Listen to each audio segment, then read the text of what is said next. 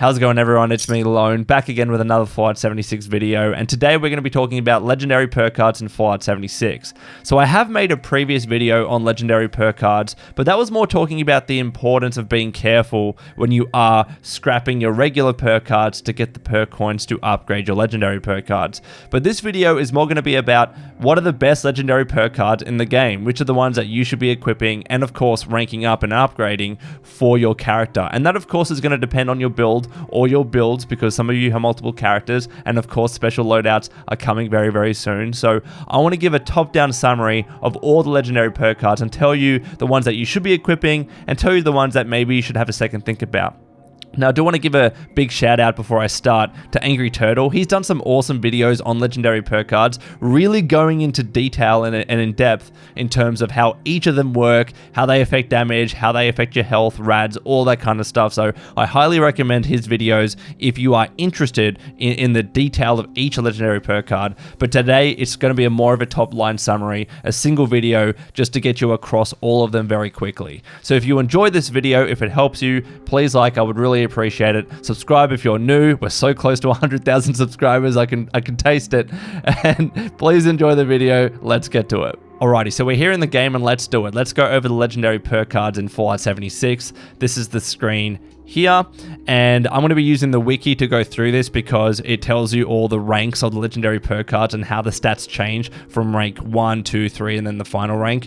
And of course, I don't have all of them ranked up max in the game because it takes a while to rank up Legendary Perk Cards, especially if you're like me and you only use one character in the game. And we're going to be going through these in alphabetical order just to make it simple. So I am going to have to chop and change between this screen and this screen because I'm not unequipping my Legendary Perk Card just for a video because it costs you 1 perk coin to do that every time. So let's start off with Ammo Factory. It is at the start, of course. So Ammo Factory, when it's rank 1, it means you produce 50% more rounds when crafting ammunition, and when it's max rank, you produce 150% more rounds when crafting ammunition, as you can see with my maxed out Ammo Factory there. So if you use any kind of ranged weapon in the game, I would say Ammo Factory is incredibly important. Now, daily ops to an extent have offsetted the need to use Ammo Factory as often because it's fairly easy to farm ammunition, even ultrasight ammo in daily ops. So I've actually found myself not using Ammo Factory as much because of daily ops, but I still say it's important. Sometimes, especially if you're experimenting with a new weapon or you just need a bunch of ammo, Ammo Factory is incredibly helpful. Especially, that's why I've ranked it out so I can make a bunch of ammo whenever I want. Now, mind you don't need to equip this Legendary Perk Card all the time, and in fact, I'd recommend against it.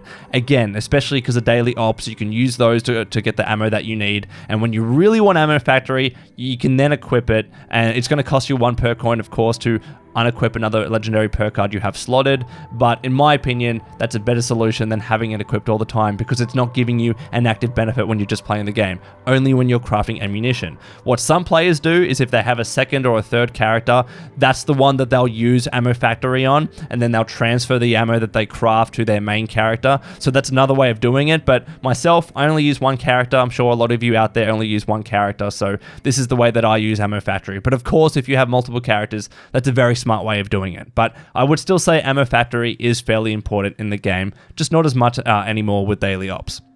So the next one is Blood Sacrifice right here. So when you die, your teammates gain 25 DR and heal 40 HP over 8 seconds at the base rank, and then the max rank when you die, your teammates gain 40 DR, sorry I can't talk today, and heal 70 HP over 14 seconds. So this one is very, very situational. Of course, you need to die, you need to be in a team. Of course, you're going to be in a team with a lot, but it's not actually benefiting you. It's more if you want to be a really nice teammate, right, and help your teammates with DR and healing.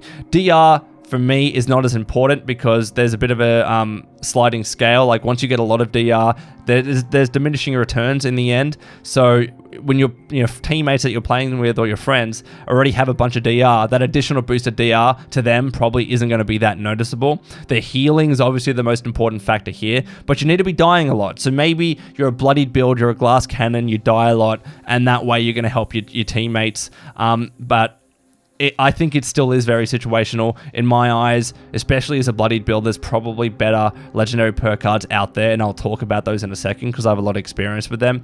But if you do find yourself dying a lot and you do want to be a friendly teammate, then Blood Sacrifice is there for you. My dog is running around like crazy outside my office. Let's go to Brawling Chemist. So Brawling Chemist, you generate, at rank 1, you generate 1 combat enhancing chem every hour up to a max of 3. And then when you max out Brawling Chemist, you generate 2 combat enhancing chems every 40 minutes up to a max of 5. So what are those combat enhancing chems? Well, they are the Super Chem Mark 1, and what they do is they boost your melee damage by 30%, your damage resistance by 25, and your strength by 2. So nice for melee builds, don't get me wrong. What I would say is that, like, if you are the type of player that just doesn't like the farm, you don't try and find all the other chems that you need that can boost your melee damage and whatnot, if you just want to take a lazy approach, then Brawling Chemist is actually not a bad shout because you're automatically generating these combat chems that are going to increase your melee damage. Of course, if you are a melee build in the game. But what I will say is that if you have that inclination to go around and find different chems, because there are other chems that, while they might not give you the exact same result, they give you similar results in the game, and you can search for those on the wiki and online. So if you have that kind of urge to be farming a little bit, or you already have a bunch of chems in the game that you use, Brawling Chemist is not as important in that regard. But still getting, you know, a plus 30% boost with melee damage is nice. You know, bearing in mind how damage works in the game nowadays, but it is still nice. It's a nice little boost. Again, the damage resistance, probably you're not going to notice it that much if you already have a bunch of DR in the game, but the plus 2 strength is also nice as well. So that's what I'll say about Super Chem. I'm sure some of you out there are using it. It's not one that I use, of course, because I don't have a melee build in the game. So let's go to Hack and Slash. Now, Hack and Slash, this one is, I'm going to move it all the way here just so I don't, because my camera is there at the bottom right. Hack and Slash is one of the best legendary perk cards for melee weapons in the game. I'll give a big shout out to Angry Turtle. He's done some great videos on legendary perk cards, and he's highlighted this as being one of the best for melee. So what does it do? At rank 1, you get a 20% chance for melee VATS attacks to do area damage, and when it's maxed out, it's a 50% chance for melee VATS attacks to do area damage. So if you're a melee build and you're geared towards VATS and you use VATS a lot in the game, or you're thinking about using VATS, you know, you think it might be beneficial, then you should absolutely have Hack and Slash. Like, the damage that I've seen this legendary perk card do as an area damage to other enemies is significant. It's actually decent. And according to Angry Turtle's video as well, it scales depending on the weapon damage that you have with the weapon that you have equipped. So if you have one that's not as damage dealing, then Hack and Slash deals a certain amount, but if you have a better weapon, it deals more area damage, so it scales in that regard. It is a very, very good one. There's numerous people that I've talked to that have really encouraged people to get Hack and Slash, so definitely would recommend it if you are a melee build in the game, for sure. It's one of the better legendary perk cards in the game. So let's talk about collateral damage, and we could probably talk about collateral damage. Where is it? It's all the way back over here. Collateral damage with detonation contagion at the same time. Probably as well Far-Flung Fireworks, which is here.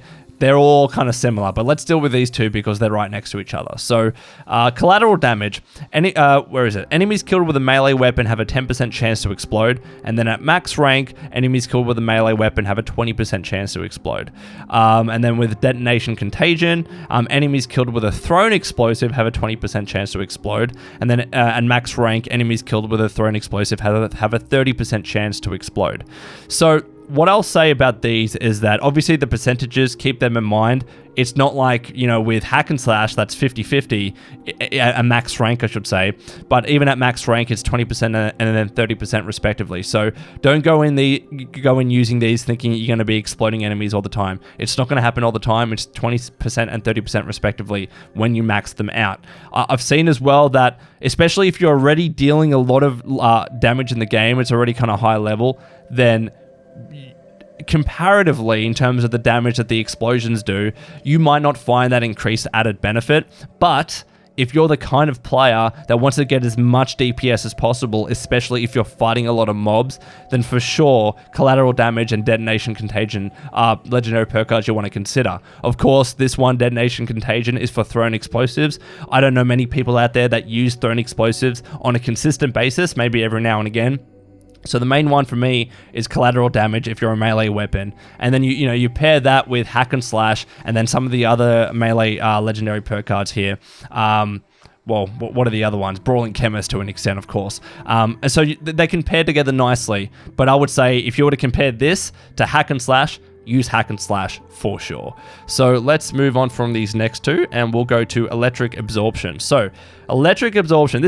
Let me say something about these power armor legendary perk cards. I would say overall, the legendary perk cards for power armor are fairly good. So when you look at power armor and you compare it to regular armor in the game, some of the boosts like Unyielding or Vanguards and the other legendary effects that you can get aren't there when it comes to power armor. So the reason why these legendary perk cards are suited towards power armor is because they're trying to, give them a bit more of a boost, and they do for sure. So if you are a power armor user in the game, especially if you're paired with a heavy gun, that's the main reason you should be using power armor in the game, then really strongly consider the power armor legendary perk cards for sure. So let's talk about electric absorption. This one is really good. So when it's at base rank, you have a 10% chance that enemy energy attacks, specifically energy attacks, recharge your power armor's fusion core. And then at max rank is a 20% chance that enemy energy attacks recharge your power armor's fusion core. This legendary perk card, though, actually has a hidden benefit. It actually heals you as well. So when you're in power armor, you have your fusion core, of course. So it's not only your fusion core that you have equipped in your power armor is getting healed, or getting recharged, I should say, but you're actually getting healed too, and it procs fairly regularly, especially if you're fighting robots in particular and they're dealing incredible amounts of energy damage towards you, or they're shooting you a lot with energy damage. Then electrical absorption actually heals you a fair bit. So if you want to become a super tank with a power armor build, or even if you are a like for whatever reason, if you're a bloodied power armor build, not as likely, but still, electrical absorption is not a bad shout for you to be using. So definitely consider that if you want to heal a lot when you're in power armor and never need to worry about fusion cores pretty much in the game. So for sure, electric absorption is a really good legendary perk card. So let's talk about Exploding Palm. While you're unarmed, you have a 5% chance of triggering an explosion on attack hits at base rank, and then at max rank you have a 20% chance of triggering an explosion on attack hits. So this is specifically, again, similar to the other exploding ones. This one's for unarmed weapons in the game. So consider if you need it. If you want to do as high DPS as possible, or damage per second in the game, then equip Exploding Palm if you have a Deathclaw Gauntlet or whatever it might be. But if you're already dealing an insane amount of damage, then I think there are diminishing returns when it comes to a legendary perk card such as Exploding Palm. Again, Far-Flung Fireworks is a similar situation, so let me go more across here. So enemies killed with a ranged weapon have a 10% chance to explode at base rank. Then at max rank, enemies killed with a ranged weapon have a 20% chance to explode. Again, the damage that it deals to surrounding enemies that get shot, especially if you're doing a lot of high damage, you might not find it that beneficial. Maybe, again, if you want to do as much DPS as possible, consider Far-Flung Fireworks, because especially when it's max rank, yes, it's 20%, but it will proc 1 in 5, which is not that bad, and it will help you deal some damage toward, especially if you're fighting a lot of mobs in the game, and they're exploding and dealing, splash damage to other mobs that are nearby.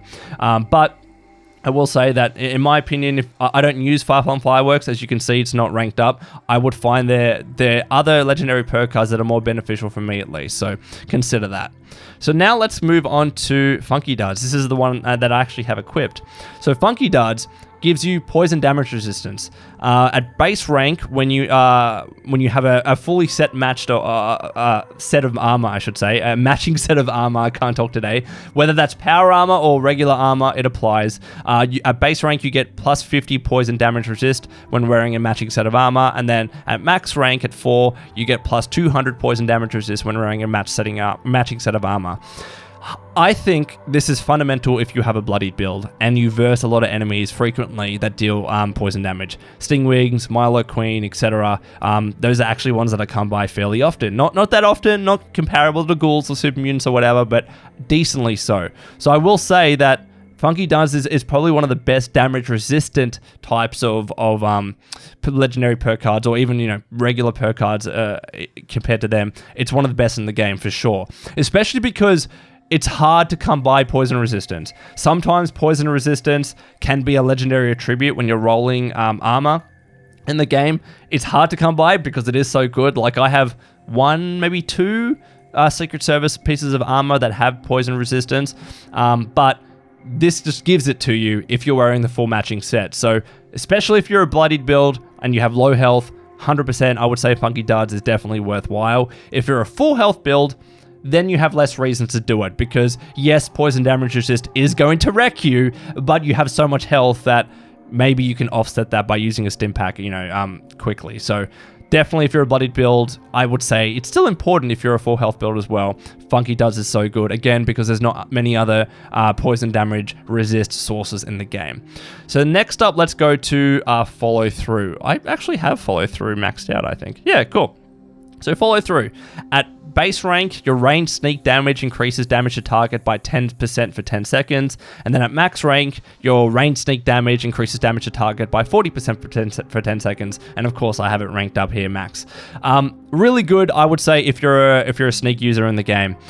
It's just another source of you increasing your damage. Now, mind you, something else that Angry Turtle mentioned is that if you're already killing, like, let's say they're regular mobs, you're killing them so fast anyways, that follow through might not actually have the chance to proc, or to activate, I should say. So in those instances, are you getting the benefit of follow through? Obviously not. But when you're versing boss enemies and like, the Scorch Beast Queen and soloing enemies like Earl and whatnot, then follow through is incredibly useful. So I would say if you're a ranged sneak damage dealer in the game, your bloodied commando, whatever it might be, then for sure follow through is something that you should be having. It's another great source of damage in the game, especially when it procs. And even if it doesn't, I think it's still nice to have there equipped in your legendary perk card slots. So technically, next up are the legendary special perk cards. I'm going to leave those to the end because I want to talk about them in a bit more detail. Let's go to Master Infiltrator here. So this legendary perk card, if you're opening up a lot of terminals and locked doors in the game, this effectively negates the need for you to have the lockpicking perks or the hacking perks. Because what it does, even at base rank, you auto-unlock skill 0 terminals and locks, and you get +3 to your lockpick and hacking skills. So you don't need, when this is equipped, when Master Infiltrator is equipped, you don't need any of your hacking or your lockpicking perk cards equipped at all. So in that regard, it's very good, especially in a nuke silo if you're doing it legit. I would say that you should consider this one. And definitely if you're in the middle of doing Wastelanders or Still Dawn, and you're exploring and you're opening up a lot of things and whatnot, I would say Master Infiltrator is something you should definitely consider. Especially when it's max rank, you're just auto-unlocking +3 terminals and locks, right? I don't think I actually covered the max rank and base rank. So as you can see, the base rank is there, auto-unlock skill 0 terminals and locks, +3 lock picking and hacking skills. And then at max rank, you auto-unlock skill 3 terminals and locks and +3 lock pick and hacking skills. So being able to auto-unlock those terminals and locks, I think is very useful. It'll be very quick for you to do all of that in the game. So consider it if you just want a nice quality of life perk or legendary perk card. So let's go to Power Armor Reboot. This is another one that if you're a Power Armor user, strongly consider. So at base rank, you have a 15% chance to auto revive with full health if you're downed in power armor. That's like an instant thing. You don't even go to the death animation. You just instantly revive the health, and you'll see the little symbol pop up for Power Armor Reboot. So it's nice in that regard.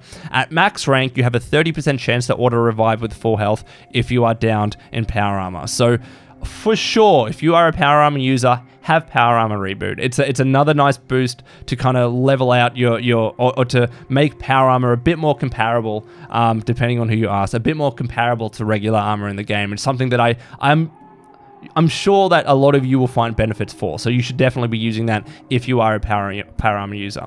Power Armor Power Sprinter. So the next one here, probably the least useful Power Armor legendary perk card, but still might be good for you depending on your style of play. So at base rank, if you're in Power Armor, your Sprinter consumes 20% fewer AP or action points, and at max rank, while you're in Power Armor, your Sprinting consumes 50% fewer action points. So if you sprint a lot and you find yourself running out of AP, especially if you're sprinting into battle and you're trying to use VATS and you can't really, especially because in Power Armor, you're pretty much you don't have as much AP compared to if you have unyielding armor or whatever.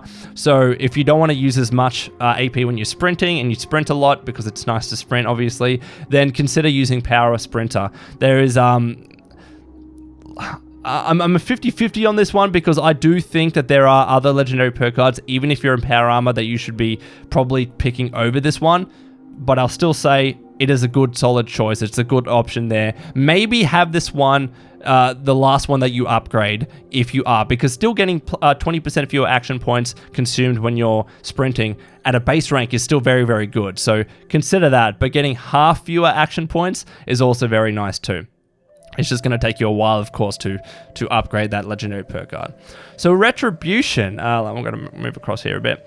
So when you, at base rank, when you block a melee attack, you restore 1 HP and 1 AP for 15 seconds. At max rank, you restore 4 HP and 4 AP per second for 15 seconds after blocking. So it is per second for 15 seconds after blocking. Obviously, it's more beneficial if you're like a melee user and you're blocking a lot, you're getting up and close with mobs in the game.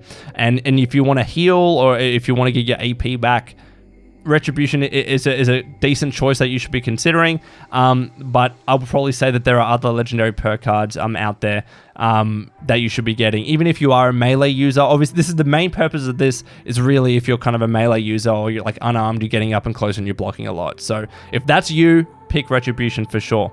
But let's move on. So Sizzling Style, I want to keep moving across here so you can see it on the screen. Sizzling Style, equivalent to Funky Duds in the sense that it reduces your fire damage instead of your poison damage in the game. So at base rank, you get plus 50 fire damage resist when you're wearing a matching set of armor. You need to wear a matching set of armor. At max rank, you get plus 200 fire damage resist when wearing a matching set of armor.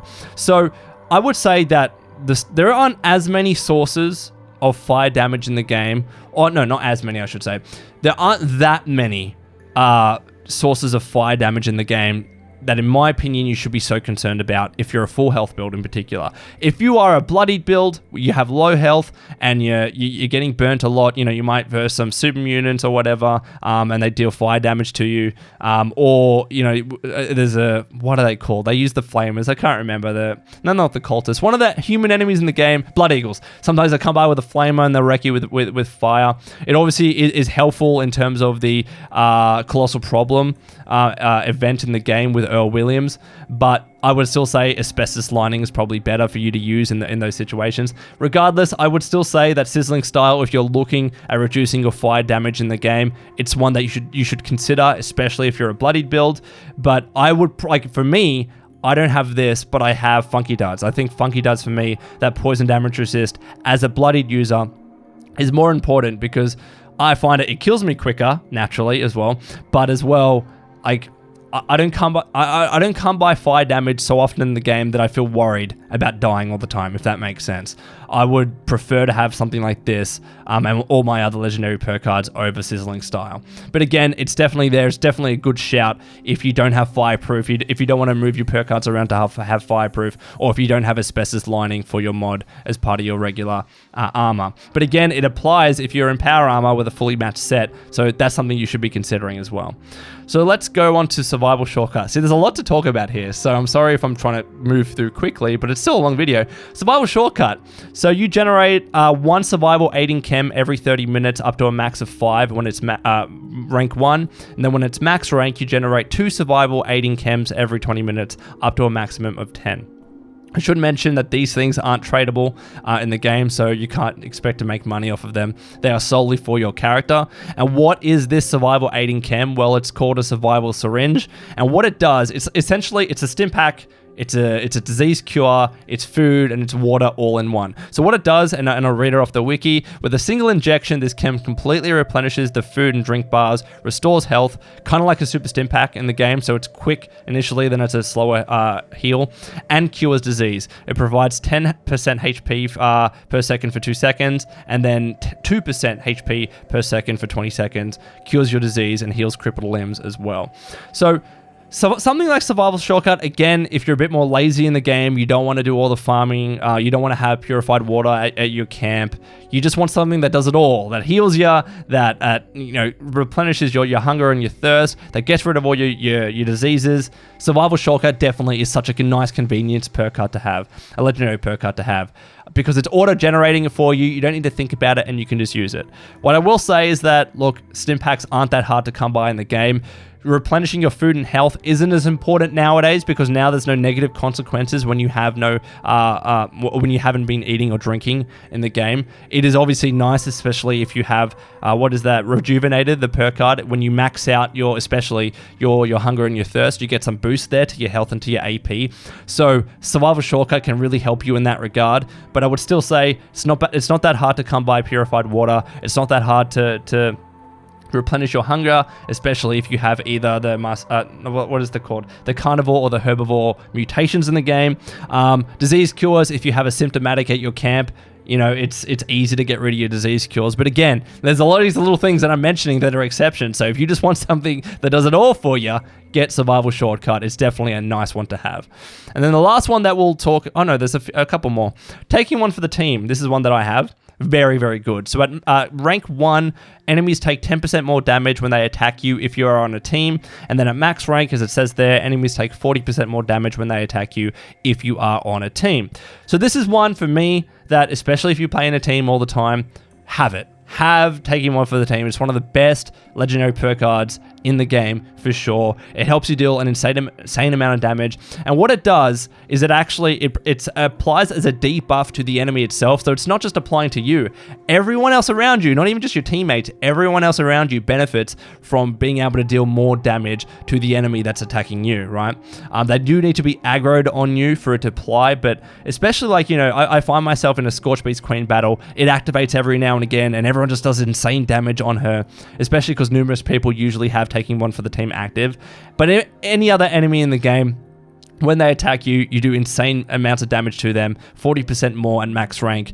For sure, have Taking One for the Team if you can fit it, and if you want to deal as much damage as possible in the game, I would highly, highly, highly recommend this legendary perk card.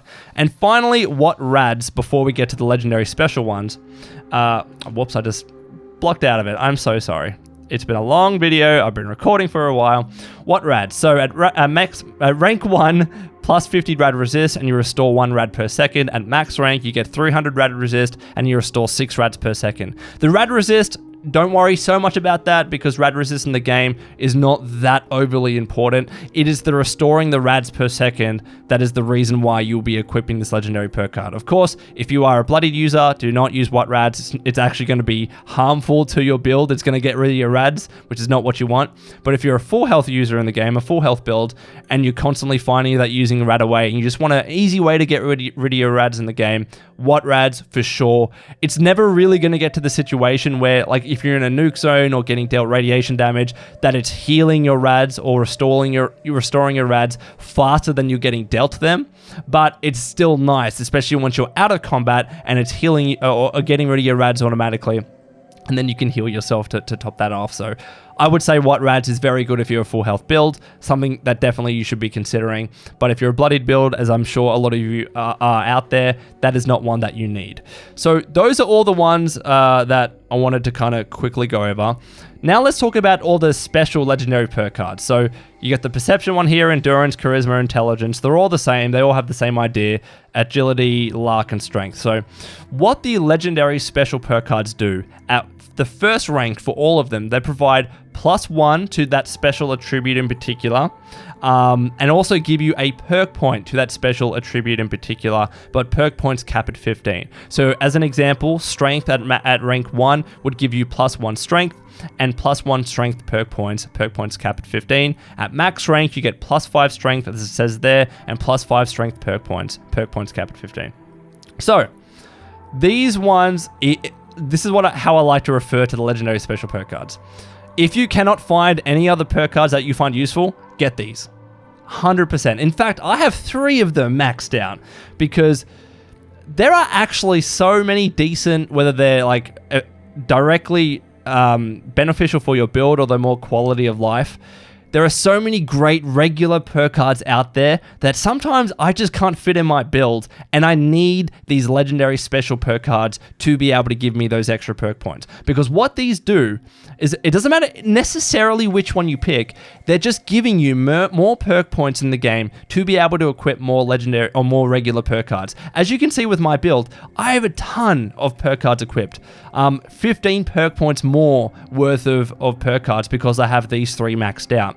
So I'm able to have a bunch of regular perk cards that I never would have if I didn't have those, right? Probably ones like Inspirational giving me more XP. The only reason that I do that is to rank up my legendary perk cards faster. But is it helping me in battle? Not necessarily, not really in the moment. What else? Ironclad? I probably wouldn't have that if it wasn't for legendary special perk cards.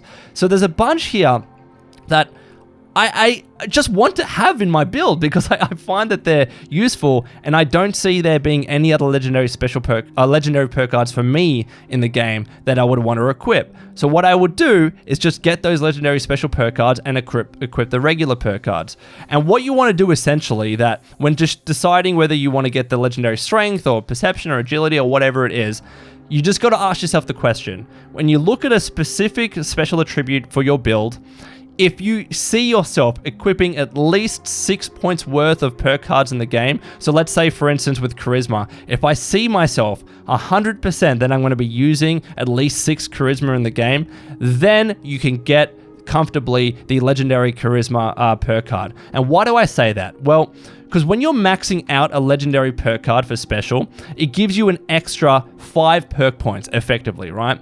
So even if you're not necessarily using them in the special attribute in particular that you pick in the perk card for, you can move your points around and get more perk cards and more perk points in the other special attributes, because that legendary special that you just equipped is giving you enough perk points that you need. So let me try and explain this in another way. Let's say Charisma, right? I want to have 7 Charisma, to have 3 Inspirational, 1 Stranger Numbers, and 3 Tenderizer, right? So I need 7 perk points in Charisma, okay? So let's say I'm like, all right, I'm going to get the Legendary Special card for Charisma and max that out. That's giving me an extra 5 perk points in the Charisma. So that 7 would turn into 12. But I'm like, whoa, I only need 7. And I told myself beforehand I only needed 7. So what I can do now is swap 5 points from Charisma. I already have 7 here. 5 points from Charisma into the other special attributes, right? So I'm still getting the perk cards and Charisma that I need. I'll still have 7, but then you're giving yourself more perk points in whatever the other special attribute you move your perk points to. So TLDR, they're very good. Legendary special perk cards are very good. You use the ones that you ideally are going to have at least 6 perk points in. For me, it would be Strength, it would be Endurance, it would be Charisma, it would be Intelligence. It would not be Perception, because I can't, like, if I had maxed out Perception, for instance, but I only saw myself using 1 perk point or 1 perk card, then I'm just going to have 6 in Perception going to waste, right? And you can't move them around because that boost to Perception is being given by the Legendary Special perk card. So, yes, Legendary Special perk cards are really good. I will never stop talking about how good they are. Make sure that you use them if you want to use more regular perk cards, especially if you're like, oh, I don't know whether I want this legendary perk card or that legendary perk card. Make sure you consider those ones. I think they're really good. Wow, that was a very long video. I'm going to get to the conclusion. Alrighty, Waysanders, that's all from me. I hope you enjoyed this video. Sorry for some of the babbling. When you record one shot like that, sometimes things get a bit confusing and muddled in your head, especially when you're tired and hot in this hot room. I hope you enjoyed this video. Please let me know if you have any questions in the comments below. And until next time, this has been the Lone Vault Wanderer. Please take care of yourselves, and would you kindly keep fighting the good fight.